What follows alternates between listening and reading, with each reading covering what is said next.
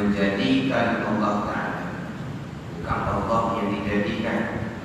Dia kadang-kadang kita jauhi ini didatangkan kafu fa'il. Kami maf'ul yang dijadikan, tidak difa'il. Maksudnya menjadikan Allah Ta'ala, menjadikan oleh Allah Ta'ala. Jika kan yang kena jadi, bukan fa'il yang menjadikan. Kalau fa'il oleh, yang kena jadi akan menjadi oleh Allah, akan jadi maf'ul. Tapi kadang-kadang didatangkan tu bukan maf'ul fa'il, menjadikan Allah Ta'ala, menjadikan oleh Allah Ta'ala, bukan menjadikan Allah yang kena jadi, bukan. Ada yang lagi sebagaimana Allah Ta'ala menjadikan faraj sebagai kegunaan akhirat, menjadikan Allah Ta'ala, menjadikan oleh Allah Ta'ala bagi engkau, manfaat bagi engkau akan faraj kerana kegunaan dunia. Iaitu kegunaan dunia ni bersedap-sedap dengan jima' dan bersuka-suka dengan sekalian anak yang dapat dengan jima' itu, yang dapat dengan sebab jima' itu. Yang terdahulunya Allah Ta'ala jadikan faraj adalah untuk kegunaan akhirat. Mana kegunaan akhiratnya? Di antaranya dari faraj, lahirlah manusia, lahirlah anak kita.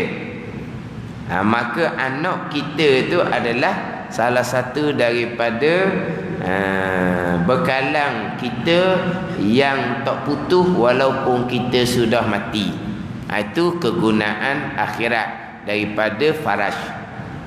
Didatangkan hadis yang masyhur yang kita biasa duduk dengar semua. Kadang-kadang kalau ni pentazkirah, penceramah didatang serta nak pungut sumbangan. Dia ada madrasah contohnya, dia pun nak pungut sumbangan. Hadis yang memang akan baca semuanya adalah iza mata ibnu adam in qata'a amaluhu illa min salas sadaqatin jariyah. Situ dia. Apabila mati anak Adam, maka terputuslah amalannya melainkan daripada 3 perkara.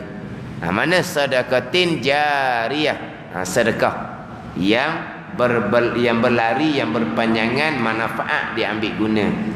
Ilmin yuntafa'u bih, ilmu yang diambil manfaat dengan dia. Lepas tu satu laginya wa waladin salihin yad'ulah, anak yang soleh, yakni anak yang beriman yang mendoakan baginya, bagi anak Adam yang mati tadi. Ini hadis ni orang dah baca semua. Tapi kita sini nak pergi kepada pembicaraan kita adalah waladin salihin yad'ulah, anak yang soleh. Dalam kitab kita terjemahkan soleh dengan anak yang beriman. Setengah kitab waladin salihin ai muslimin, anak yang Islam. Bila sebut kata Islam, Islam yang beriman. Yad'ulah ni, hak ni tak syarat ni, bukan khair ni. Tapi anak biasanya anak akan sentiasa mendoakan kepada ibu bapa, dan memang kita disuruh sentiasa mendoakan bagi ibu bapa. Tapi bukan khair kata mendoa dah. Tiap-tiap amal kebaikan yang dilakukan oleh anak, maka ibu bapa akan dapat pahala yang seumpama sebagaimana yang dikatakan oleh Ibnu Hajar Al-Asqalani pada menghuraikan waladin solihin yad'ulah. Kata Ibnu Hajar Al-Asqalani, dituliskan baginya, bagi manusia yang mati tadi, ibu bapa itulah, serupa, seperti, sama je. Segala amal yang baik yang mengerjakan dia oleh anak. Segala amal yang baik bukan dok ngos semata-mata. Segala amal yang baik yang dilakukan oleh anak mereka itu, mereka ibu bapa akan dapat pahala yang seumpama, yang serupa, tak kurang pun dengan pahala yang dicatat kepada anak yang melakukan amal yang baik. Tiada, mana tiada ditulis segala amal yang jahat-jahat. Jahat tu hanya tulis kepada anak je lah, ibu bapa tak kena. Melainkan amal jahat yang datang daripada ibu bapa tu sendiri, sebab ibu bapa tu pesan, ataupun ibu bapa sendiri ajar. Ibu bapa sendiri ajar dengan amalan-amalan yang salah. Ibu bapa sendiri ajar dengan pegangan-pegangan yang salah. Sebab anak ni satu bekalan yang besar kepada kita ibu bapa. Tetapi Nabi kata Allah Ta'ala tidak campur dosa kepada seseorang dengan dosa lebih besar daripada kejahilan keluarganya. Makna Allah Ta'ala tak campur dosa yang seseorang dengan dosa lebih besar daripada dosa kejahilan keluarganya. Ni makna kalaulah keluarga kita kekal dalam keadaan jahil, itulah dosa besar yang dicatatkan kepada seseorang. Dalam hadis yang lain Nabi kata memada dah, cukup dah dengan seseorang nisbah dosa apabila dia dia menghampakan akan mereka yang di bawah tanggungan mereka. Mereka menghampakan, mereka tidak menunaikan tanggungjawab. Ni hak berat kitanya. Yang mana anak kita berpegang dengan akidah yang terpesong berpunca daripada kita sendiri tidak beri ilmu agama kepada anak kita sebelum anak kita melangkah umur baligh. Macam mana pula situ? Kadang-kadang ajar pula akidah yang salah. Tidak beri ilmu agama secukup ilmu baligh. Bukan kadang-kadang bawa pula pasal hak salah. Dah ayah duk belajar lah. Kita beramal je. Ni kita ibu bapa ni yalah apa panggil apa? Pengembala. Kullukum ra'in wa kullukum mas'ulun an ra'iyati. Kita ni pengembala, pengemudi. Kita akan ditanya hak di bawah tanggungjawab kita tu. Kita akan ditanya hak di bawah tanggungjawab kita. Jadi kita ni kalaulah kita sendiri bawa jalanan yang salah, walaupun kadang-kadang rupa agama, tapi tak ada ilmu-ilmunya, tak ada paisen kitanya beramal je. Anak kita bawa gitu juga, bawa majlis surah beramal je. Orang mengajar kita pergi anak kita balik. Kita tak suruh belajar banyak-banyak. Belajar banyak-banyak kan nanti tak sempat amal. Berat kita.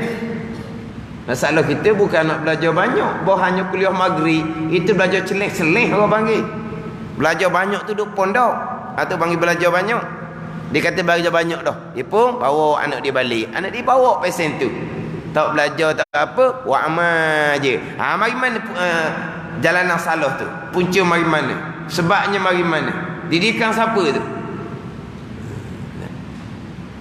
Hak jahat yang tak dicatat ni, hak jahat yang tidak bersebab, tidak berpunca daripada kita ibu bapa. Kalau berpunca daripada kita ibu bapa macam mana? Kadang-kadang kita pula ajar didik dengan hak jahat. Kita ajar didik dengan sifat takabur contohnya. Ingat baik kita ni siapa ni? Keturunan kita siapa ni? Jangan buat komang-komang. Ni kita keturunan orang lebih ni. Kita keturunan orang mulia-mulia ni. Jangan buat rendah orang. Jangan buat komang dengan orang. Jaga standard kita ni. Dia ajar sifat sombong. Nak kira mana tu? Maka anak dia pun membesar dengan kesombongan. Sampai dia balik dan kadang sombong. Sombong tu kejahatan. Catat dosa kepada anak. Tapi punca sebabnya bagaimana kesombongan tu? Yang dididik, diasuh oleh kita sebagai ibu bapa. Hak tu kita akan dicatatkan dosa yang sama. Sebab berpunca daripada kita. Sebabnya daripada kita. Kita didikan molek dah. Dia bila dia dewasa, dia buat perangai di sendiri. Tu tak ada kena-ngena kita ibu bapa. Tak dicatatkan dosa pada kita. Anak kita buat amal baik, walaupun tidak berpunca daripada kita, kita akan dapat pahala seumpama amal baik yang dilakukan oleh anak-anak kita. Sebab anak-anak kita ni jadikan contoh yang mula-mula tengok kita kan. Mana? Kalau kita sendiri sombong, mana kamu? Cakap pun sombong. Nak kira mana? Orang ni maknanya tu orang perih-perih ha. Itu orang kapung tu. Itu orang standard rendah ha. Kita orang standard mana? Kita orang lebih kan? Keturunan lebih-lebih pakak pula. Orang kerja sedap, orang yang berpendidikan tinggi. Orang-orang tu semua orang mana ni? Hak standard rendah lah ke? Hak standard rendah lah ke? Tak main ke orang level tu. Level tu tak main dah. Lah ni kalau nak cakap gapa-gapa, awak level mana? Level apa? Saya tak main level apa. Gimana? Senang je sekarang ni. Awak level mana? Awak level rendah. Saya tak main level awak. Kerana gitu. Mana kalau kita tanamkan sifat takabur kepada anak kita, maka anak kita pun balik dalam keadaan takabur. Itu kejahatan yang bersebabkan berpunca daripada kita sendiri. Sebab itulah kita ni ialah hak lepas-lepas lah yang kita pula. Kita kena renung baliklah, selain daripada kita ni baliklah mudah, kita tak belajar, tu kesalahan kita. Itu kecuaian kita bertaubat dengan Allah Subhanahu wa taala. Satu laginya kita nak kena ingatlah juga, kita duduk dalam keadaan jahil ilmu agama, berpunca daripada terkadang orang tua kita tak didikan ilmu yang secukupnya kepada kita. Jadi kita belajar tu sungguh, selain daripada kita nak bertaubat dengan Allah kesalahan kita sebab kita baliklah mudah, kita juga nak melepaskan ibu bapa kita daripada kesalahan mereka kerana cuai menunaikan tanggungjawab, beri didikan agama yang secukupnya sebelum daripada kita balik.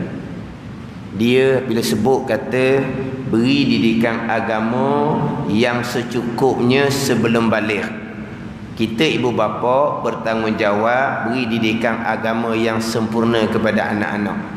Ini perkara tanggungjawab ni semua orang tahu belaka. Semua tahu belaka.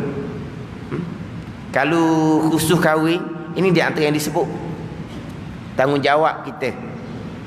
Beri didikan agama yang secukupnya kepada isteri kita, kepada anak-anak kita. Kemudian dalam khutbah nikah tu pun gitu juga. Dia ada bagi khutbah apa tu? Dia ada bagi tazkirah sikit. Dia bagi khutbah lah juga, bagi tazkirah. Di antaranya supaya nasihat, supaya pastikan kita ni suami bertanggungjawab beri didikan agama yang secukupnya kepada isteri dan kepada anak-anak akan datang.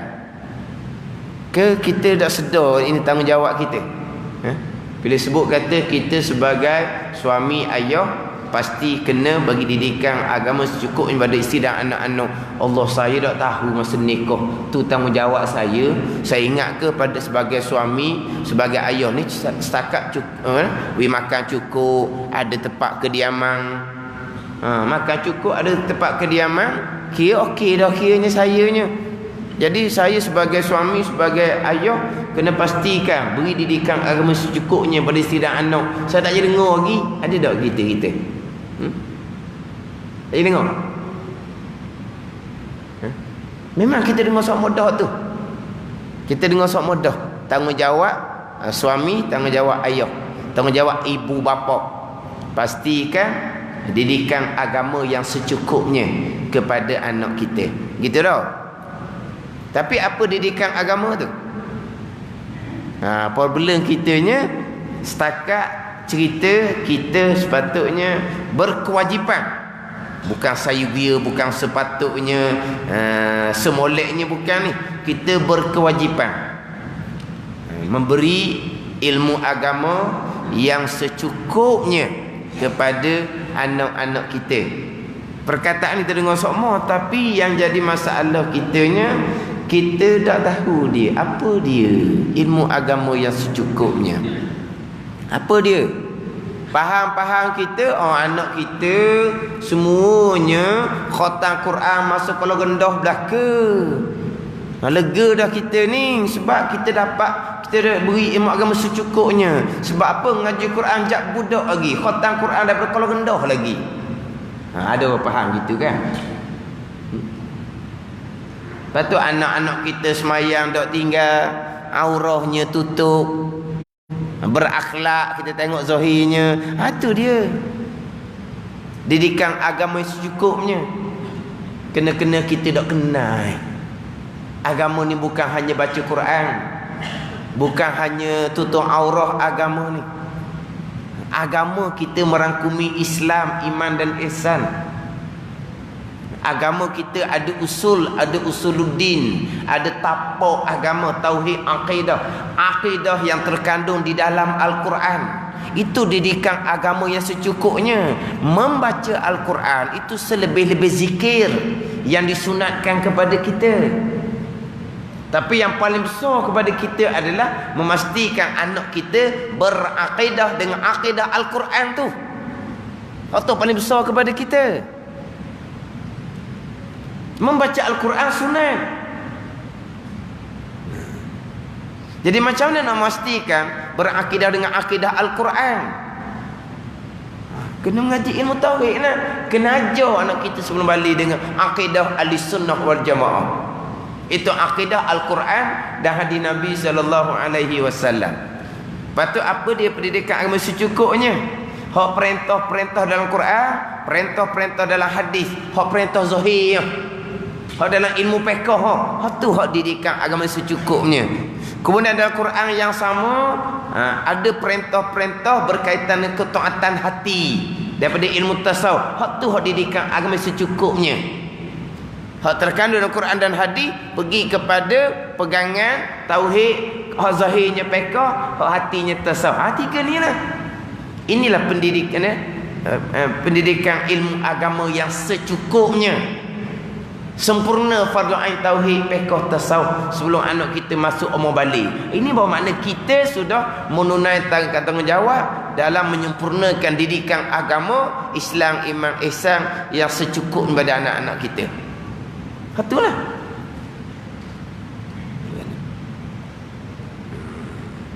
Jadi masalah kita tak tahu apa dia pendidikan agama yang secukupnya.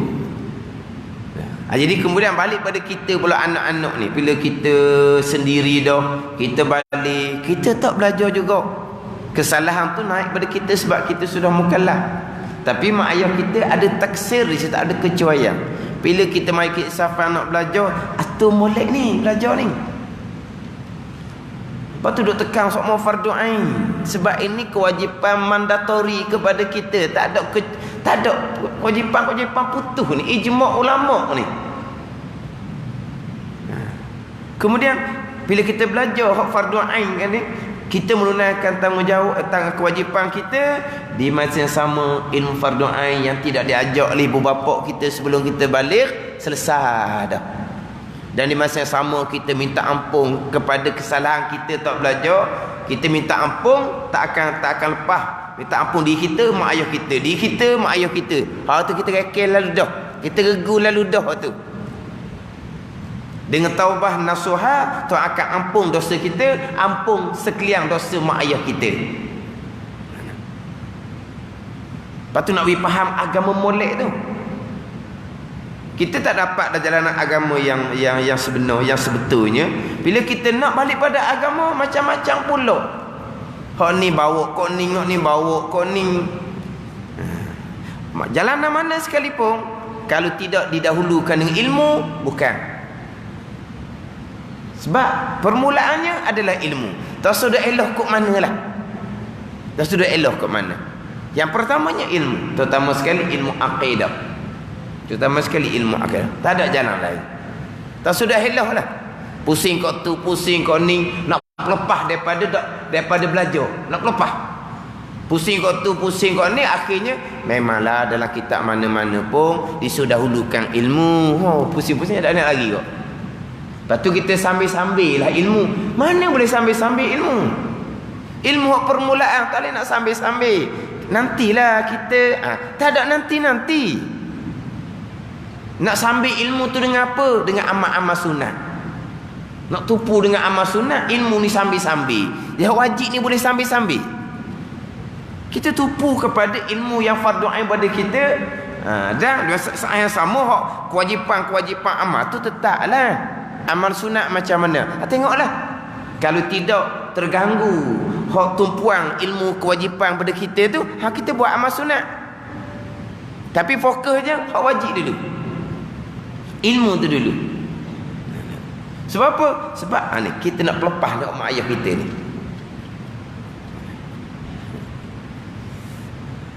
Dia kadang-kadang tengok Allah keluar dari majlis ilmu, piping dengan anak-anak bawa keluar. Orang ngajar apa? Yang kita piping anak kita balik etek tu. Orang ngajar apa? Orang ngajar ilmu sains. Ilmu geografi. Apa kata? Gitu dah oleh ni dah. Ilmu matematik orang ngajar sejik ni. Ilmu apa orang ngajar? Ilmu tauhid. Itu ilmu Al-Quran. Dah kamu lari kenapa? Bawa pula anak. Jalan betul seumpama tu. Akhirnya anak kita pun sama. Dia besar nanti orang mengajar dia pun lari keluar balik. Isyak macam dia mari pula. Siapa yang bawa yang didik seumpama tu? Ayah didik seumpama tu. Maka ayah akan dapat bahagian sama. Sebab apa? Sebab perkara tu mari daripada asbab ayah didik sendiri. Ajar fiqh pun ilmu Quran hadis. Ajar tasawuf pun ilmu Quran hadis. Kamu kata nak agama, kenapa kamu lari? Tu pelik kan? Pakai yang rupa agama. Duk masjid semua, masjid ni rumah yang kedua seolah-olahnya. Kadang-kadang masjid ni rumah yang pertama. Tapi jangan ada ngajar atas masjid tu. Ngajar aku tembok. Ngajar aku lari. Tu nyakit apa tak tahu tu. Jadi kalau kita ibu bapa didik anak seumpama tu, akhirnya anak beramal gitu je. Ilmu akidah tak ada. Amalan tu dengan ilmu fiqh ada ke tak ada.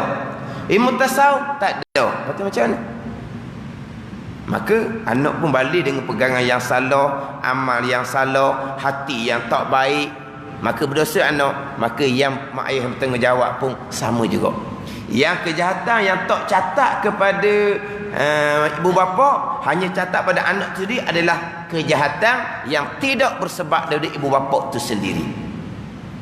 Tapi kebaikan walaupun tidak bersebab daripada ibu bapa sendiri, kebaikan yang anak lakukan, mak ayah akan dapat seumpama, seperti serupa je dengan kebaikan yang dilakukan oleh anak tu. Walaupun kebaikan yang dilakukan oleh anak tu, pandai-pandai anak sendiri pandai-pandai anak sendiri belajar fardu ain, betul akidah, mak ayah tak pernah cara pun. Pandai-pandai anak tu sendiri, maka mak ayah tetap akan dapat pahala.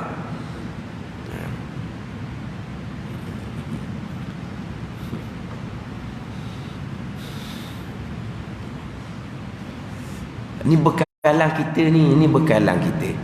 Sebaliknya tak kena gaya, ni lah beban kita.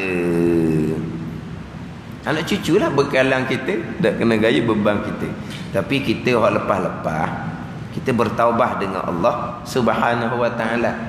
Lepas tu macam mana tu? Mereka kita dulu tak bagi didikan agama, kita hanya tekan ilmu dunia semata-mata tu guna.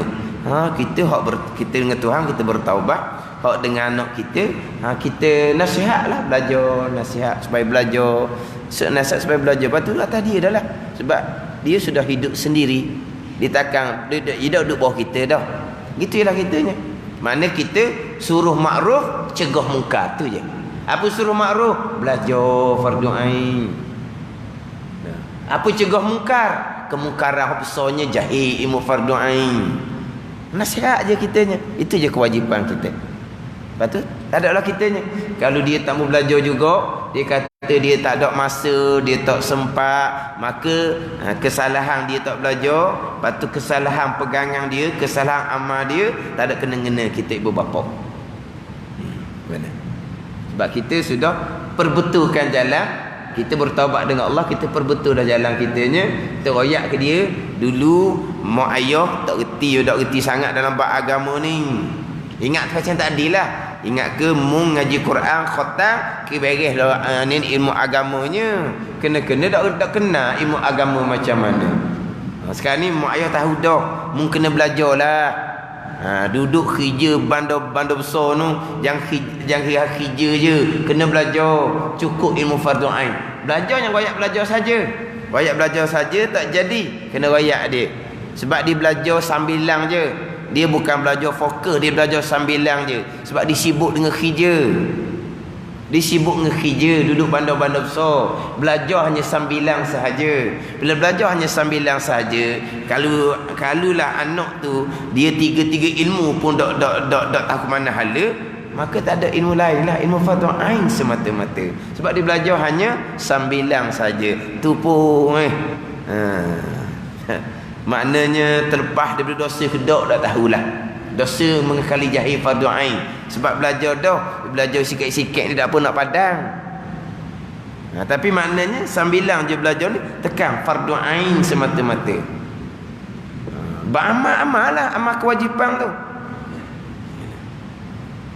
Terutama sekali bab akidah, bab pegangan, bab ayat-ayat yang mutasyabihah. Sekarang ni banyak mainan. Dengan ayat-ayat yang mutasyabihah. Kita berkaitan dengan iman, dengan akidah. Kita sendiri sebagai anak nak tercatat pahala, syaratnya kita ada iman, ada akidah. Mak ayah kita nak dicatatkan pahala seumpama mak ayah kita yang ada iman, ada akidah. Kalau mati pula, mati dalam iman, mati dalam akidah, yang dipanggil husnul khatimah. Baik kesudahan adalah al-maut alal iman. Tapi waktu harapan kita begitulah. Tapi kita kira kita ni, kita buat amal ibadat dalam keadaan kita beriman, akidah yang sebenar. Kalau akidah tu akidah yang terpesong, kalau kufur, amalan tu tidak sah sama sekali, bukan wajib diqadakkan kembali.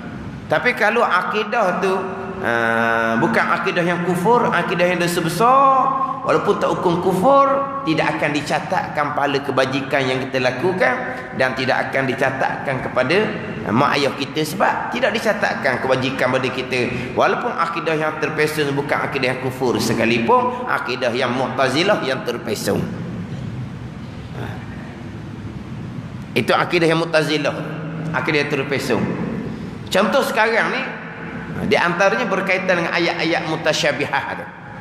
Kalau orang biasa tengok rakaman-rakaman dalam YouTube banyak dibicarakan berkaitan dengan ayat-ayat yang mutasyabihah. Ar-Rahmanu 'alal 'arsy istawa, summa istawa 'alal 'arsy. Bermula Tuhan yang bernama Ar-Rahman, istiwa atas arasy. Summa istawa 'alal 'arsy. Kemudian istiwa Allah Taala atas arasy. Istiwa, yang mana dalam Quran diulang sampai ke 7 kali istiwa alal arsy itu. Istiwa alal arsy diulang 7 kali dalam Al-Quran. Ini istiwa alal arsy. Ini ayat yang mutasyabihah, bukan ayat yang muhkamah. Dia ada ayat muhkamah, ayat yang terang, yang kita dapat faham dengan mudah. Ayat muhkamah dia panggil. Ayat mutasyabihah ni ayat yang zahir ayat tu kesamaran kepada kita. Dalam Quran banyak ayat-ayat yang mutasyabihah. Ni kena ngaji molek akidah ni. Kalau kita ngaji kaedah 10 panjang pembicaraan di mukhalafatuhu ta'ala lil hawadith. Nak memastikan akidah kita akidah Ahlussunnah wal Jamaah, bukan akidah yang terpesong. Yang mana terkadang istiwa alal arsy ni bawakan sekarang ni, Tuhan duduk atas arah, Tuhan bertempat atas arah, tapi duduk yang selayaknya lah, bukan duduk macam kita duduk atas kursi, dok lah. Bertempat yang selayaknya lah, bukan bertempat macam kita. Itu akidah yang terpesong. Kalau duduk macam kita duduk atas kursi, Punggung kita rapat dengan kursi, zat Allah rapat dengan arash, macam pesan kita jawab tu kafir. Tapi Tuhan duduk yang selayaknya. Tuhan bertempat yang selayaknya. Itu akidah yang terpesong, bukan akidah Ahlussunnah wal Jamaah. Setengah ulama menghukumkan kafir lagi tu. Setengah pandang tak hukum kafir sebab dia kata duduk yang selayaknya, tak serupa dengan kita. Tapi itu bukan akidah Ahlussunnah wal Jamaah. Lepas tu ayat istiwa alal arsy, itu ayat muhkamah, ayat mutasyabihah. Kita akidah kita dengan ayat muhkamah. Hak Tuhan kata minhu ayatun muhkamatun hunna umul kitab tu. Daripada Al-Quran yang diturunkan kepada Nabi SAW ni, ayat-ayat muhkamah. Hunna umul kitab. Ayat muhkamah jadi ibu, jadi induk kepada Al-Quranul Karim, menjadi rojokan kepada ayat-ayat yang tak terang maksud, ayat yang mutasyabihat. Mana ayat muhkamahnya? Alhamdulillahi Rabbil Alamin. Itu ayat muhkamah. Segala puji bagi Allah. Allah mana ni? Rabbil Alamin. Itu ayat muhkamah. Allah Rabb bagi alam. Allah Rabb bagi alam. Alam ni apa alam ni? Ma siwallah, kullu mawjudin siwallah. Barang yang ada selain Allah. Apa alam? Langit, bumi, arash, alam belaka tu. Allah Rabb bagi alam. Alam ni marbuk kepada Allah. Rabb ni apa makna? Yang mana ni? Rabb ni dia tuan yang hakiki, itu Rabb. Tuhan yang hakiki. Mana apa? Tuhan yang menjadikan, Tuhan yang mencipta, Tuhan yang memiliki, Tuhan yang mempunyai. Ni Rabb. Tuhan yang membela, Tuhan yang mendidik. Itu Rabb. Itu Tuhan yang hakiki. Jadi alam ni marbuk kepada Allah, yang dipunyai oleh Allah, yang dimiliki oleh Allah. Alam ni marbuk, bukan tempat bagi Allah. Termasuk arash. Ini akidah Fatihah kita. Fatihah ni merangkumi 7 dasar besar agama kita. Kan Fatihah ni hak dalam Quran sebut walaqad atainaka sab'an minal masani wal Qur'anil azim tu. Walaqad atainaka sab'an minal masani. Sesungguhnya kami datangkan di kau ya Muhammad 7 daripada ayat yang dibaca berulang-ulang. Ada kata Fatihah itulah dia ada 7 ayat. Ada kata Fatihah ni merangkumi 7 dasar asas agama kita. Yang mana 7 dasar asas agama kita dalam Fatihah dihuraikan dalam surah-surah yang lain. Sebab tu dia katakan bahawa Fatihah merangkumi pengertian satu Al-Quran. Sebab apa? Dalam Fatihah merangkumi 7 dasar asas. Di antaranya Allah ni Rabb, Rabbil Alamin. Allah Rabb. Alam ni marbuk pada Allah, bukan tempat pada Allah. Termasuk arah pun marbuk kepada Allah Subhanahu wa taala. Dalam ayat lainnya wa huwa Rabbul Arsyil Azim. Itu ayat muhkamah. Allah Rabb kepada arah yang agung. Arah ni marbuk pada Allah, yang dimiliki oleh Allah, yang dipunyai oleh Allah, yang dijadikan oleh Allah, bukan tempat bagi Allah. Wa huwa Rabbul Arsyil Azim, Zul Arsyil Majid. Zul Arsyil Majid. Allah Ta'ala mempunyai arah yang tinggi kemuliaannya. Zi kuwatin inda zi, dalam ayat zi kuwatin inda zil arsy makin tu. Dalam surah Muqaddam je tu. Tahu? Dalam surah Muqaddam tahu. Zi kuwatin inda zil arsy makin. Ayat mana? Bukan dalam Quran Aceh. Ini dah kenal Quran Aceh ni. Quran Aceh Muqaddam dah. Surah apa? Zi quwwatin inda zil arsy makin. Inda zi arsy, di sisi Tuhan yang mempunyai arash. Tuhan yang mempunyai arash. Arah tu kepunyaan Allah. Arah tu bukan tempat kepada Allah. Ini akidah kita. Allah duduk atas arah, Allah bertempat atas arah yang selayaknya. Itu bukan akidah yang sebenar, bukan akidah Ahlussunnah wal Jamaah. Dalam ayat Rabbus samawati wal ard wa ma bainahuma. Rabbus samawati wal ard wa ma bainahuma. Allah ni Rabb bagi langit dan bumi, dan Allah Rabb bagi barang yang antara langit dan bumi. Subhana rabbis samawati wal ard rabbil arsy amma yasifun. Subhana rabbis samawati wal ard rabbil arsy amma yasifun. Dalam ayat itu Allah Maha Suci Tuhan yang memiliki, yang mencipta langit dan bumi. Tuhan kepada arasy, Maha Suci Allah daripada barang yang mereka orang kafir sifatkan. Tapi ayat tu cerita apa ni? Subhana rabbis samawati wal ard rabbil arsy. Rabbil alamin tu lah. Rabbil alamin tu. Allah Rabb, ini akidah kita. Alam ni kepunyaan Allah Subhanahu wa taala. Alam termasuk arasy Allah Subhanahu wa taala. Lau kana fihi ma alihatun illallah la fasadata fa subhanallahi rabbil arsy amma yasifun. Rabbil arsy, Rabb bagi arasy. Arasy ni marbu kepada Allah, bukan tempat kepada Allah. Allah tidak bertempat, Allah tidak duduk atas arah. Ini Allah duduk atas arah, Allah bertempat atas arah. Ini semua akidah-akidah yang terpesong. Oh ni kita kena kemah molek sekarang ni. Anak-anak cucu kita ni duk main dalam YouTube ni. Banyak orang main ni. Allah duduk atas arah, duduk yang selayaknya. Allah bertempat atas arah, bertempat yang selayaknya. Tidak berpegang Allah duduk atas arah, tidak beriman dengan ayat Al-Quran. Tidak beriman ayat Al-Quran, kufur dia bubuh. Sebab apa? Sebab Quran ayat dah Allah duduk atas arah, berpegang Allah duduk atas arah. Quran ayat dia kata.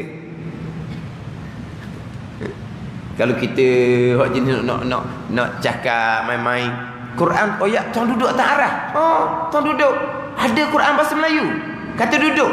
Tak ada lah duduk tu. Dah kata apa? Kata istawa. Oh, istawa. Mana duduk? Ya, istawa ada mana duduk. Tapi istawa ada belah-belah makna. Yang kamu letak mana duduk tu siapa yang ajar? Itu akidah Ahlussunnah wal Jamaah. Memang istawa ada mana duduk. Istawa itu alal kursi. Mana apa? Jalas tu alal kursi. Ha ni. Istawa itu alal kursi dengan makna jalas tu alal kursi. Aku duduk atas kursi. Memang istawa ada makna duduk. Tapi istawa ada belah-belah makna. Ulama Ahlussunnah wal Jamaah sama sekali tidak akan terjemah istawa dengan makna jalasa, qa'ada, istaqarra. Tidak ada ulama Ahlussunnah menterjemahkan istawa dengan makna duduk. Ini semua akidah-akidah terpesong lagi. Hanya pastikan kita akidah sebenar, anak-anak cucu kita bekalan kita tu anak yang beriman, anak yang berakidah dengan akidah Ahlussunnah wal Jamaah. Ni kau tanggungjawab kita. Ni cerita bab akidah panjang. Kita hanya nampak anak semayang dak tinggal, puasa dak tinggal, baju hormat orang tua, tak perangai pelik-pelik. Alhamdulillah, tu penting tu. Itu zahir penting, tapi hak penting sekalinya adalah akidah. Pastikan anak kita tu anak yang beriman, berakidah dengan akidah Ahlussunnah wal Jamaah. Itu bekalan kita. Itu faedah daripada farah, hak faedah akhirat, faedah agama. Tapi nak dapat faedah ni, kita kena pastikan anak tu waladin solihin lah. Anak yang beriman, anak yang berakidah dengan akidah yang sebenar.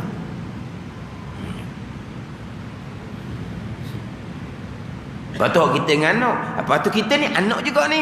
Kita kena kita pula orang ni. Kita harap anak kita begitu. Tapi kita ni anak kepada orang. Jangan kita hanya harap anak kita begitu, tapi kita sebagai anak kepada orang ni kita tak peduli.